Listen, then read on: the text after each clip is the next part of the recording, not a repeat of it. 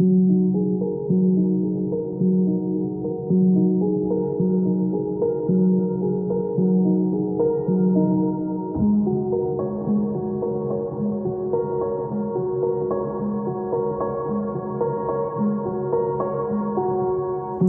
there and welcome back. My name is Ashely, Liliana, and I share all things navigating life abroad. I know it's been a minute. I took an unintentional hiatus, if you will. I had no intentions of doing so, but things just kind of unfolded that way.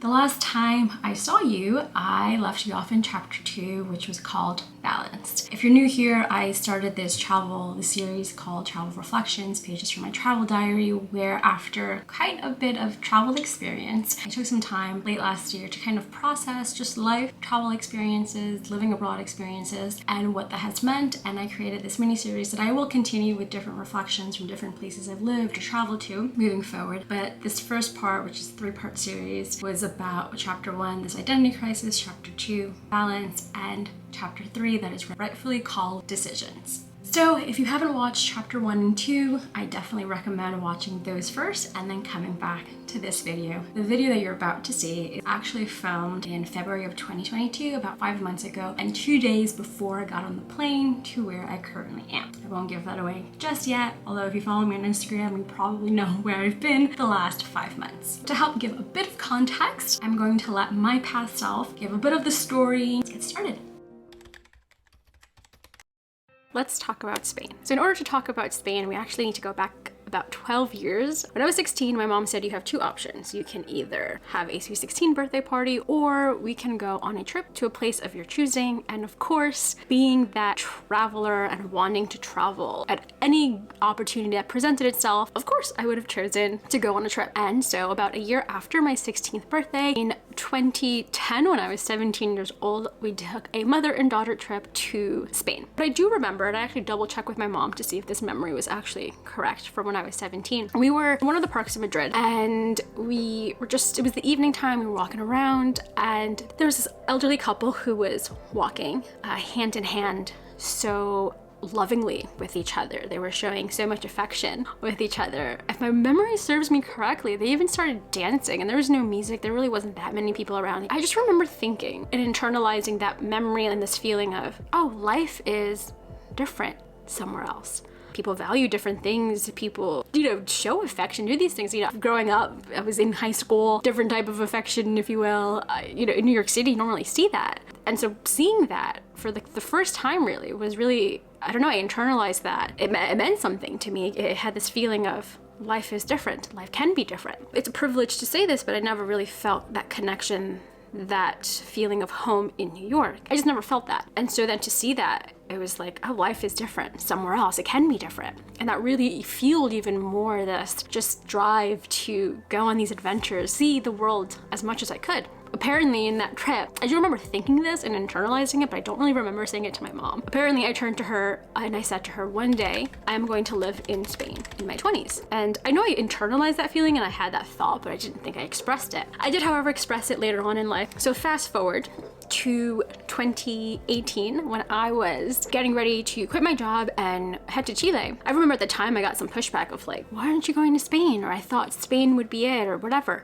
And for whatever reason, I didn't want to go to Spain. I actually had no interest in going to Spain. I felt like I needed to go to Chile. That is where I needed to be for whatever reason. Mind you, Chile was never on really my list of countries to go to. I really had no interest that much to live in South America. And all of a sudden I was like, no, I'm going to Chile. And it was just this really natural draw that that's where I need to go and that's where I need to be. I went, and then I had the opportunity to go back. And leaving Chile, in terms of decisions, it wasn't really a decision that I feel like I was making consciously. It wasn't a decision that I was being forced by someone else or by other people or by the government or by visa, even though that was a bit of a factor, but like not really. If you saw any of my videos from that time, maybe you noticed, maybe you didn't. some of my posts even, I was struggling really hard with my mental health during that second period in Chile. Coming off the heels of 2020, I obviously was in survival mode, and what I didn't realize is that I was still very much in survival mode.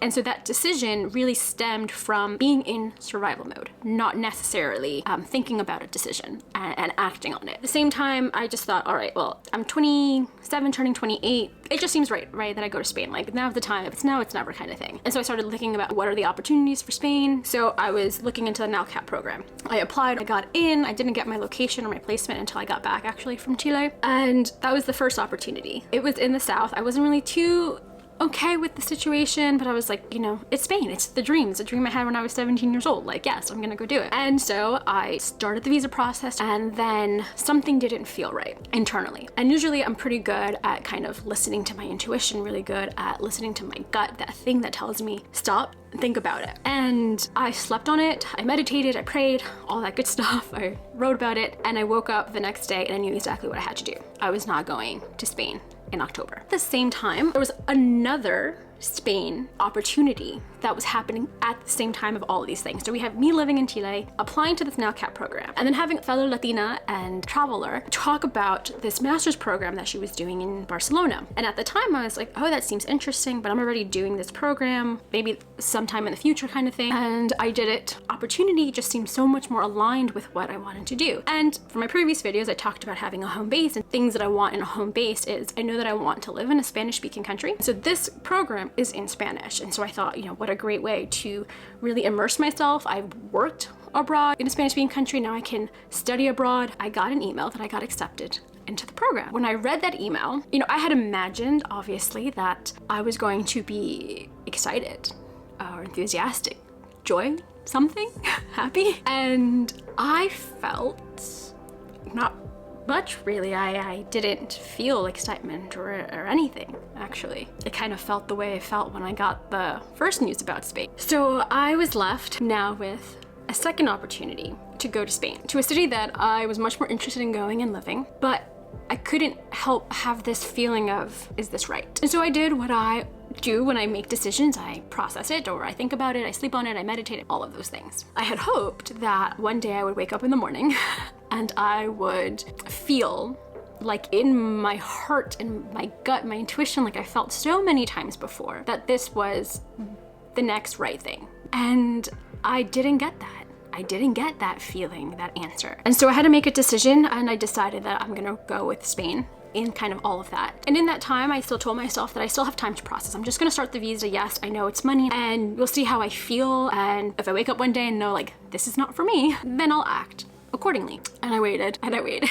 And if I'm honest, I'm still waiting on that feeling of knowing if this is correct. It has been difficult to make a decision when you have no idea if even the direction is correct. You know, this video has been the most difficult to film, and a lot of the things that I'm talking about in this, I'm still very much processing, even though it's happened months ago now.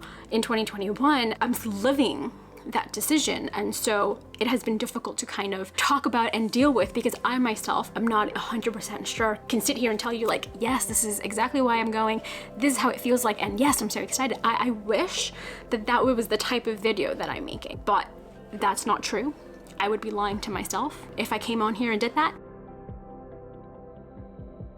You know, with all of that comes all of these questions that I've had, and it has been confusing, I think, because in the sense I talked about in the beginning of the 17-year-old getting the dream of wanting to live in Spain, and then in literally my final year of my 20s, I get the dream, living in Spain. But at the same time that I was given this dream, it was like the person who had dreamed that and wanted that was no longer here. Like, she was gone. And I'm just kind of left, kind of looking around with this dream of, what do I do? Yes, it's the program, but it's the dream of Spain, and it just, in my head, I couldn't really, and I still can't honestly reconcile getting the dream, if you will, and then just feeling so distant from that. All of a sudden, my priorities started changing. That path isn't so clear, and that has been very difficult to really deal with, and to decide to do something based off of all of those things and all of those feelings. I think, as you can tell, that I'm still very much processing and trying to reconcile certain things in my mind, because I'm literally living this in real time. Like, I am leaving to Spain on Friday, and I'm filming this on Tuesday.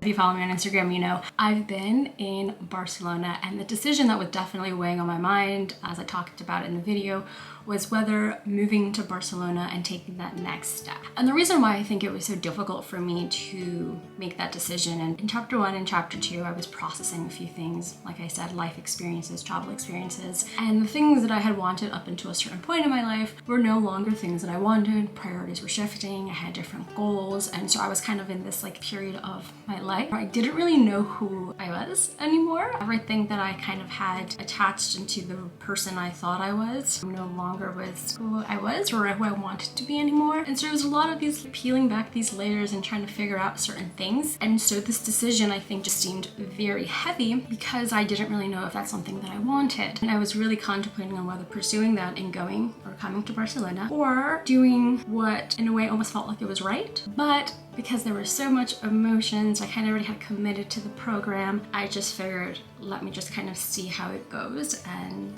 that's been the last 5 months. I will give an update on what life has been like here in Barcelona, what I've been up to, what's been going on in the next video, which will be like a bit of a life update. So I won't get too much into detail about that. But a big thing that I think I was dealing with in these 5 months was this feeling of guilt. Because, like I mentioned, like this idea of moving to Spain kind of sparked when I was 17 years old. There was a lot of guilt that came with that because I know how lucky I am to be able to have this experience, to be able to have this opportunity, to live out a dream of mine, a goal of mine, and yet I felt almost really removed from the person who wanted that at some point in her life. This young version of myself wanted this, but the person who I am now no longer wanted this, wanted other things and wants other things. And so it's like, do I honor her? Do I like honor the person I am now? I ended up deciding to come to Barcelona, knowing that maybe it's not permanent. I kind of gave myself like 3 months to see how I was going to kind of feel and then decide from there. And I'll again talk about that in the next video. But I did deal with some guilt during that time because I kept thinking like, Ashely, like this is what you've always wanted. Like this is this moment, this dream. And I've tried really hard to honor that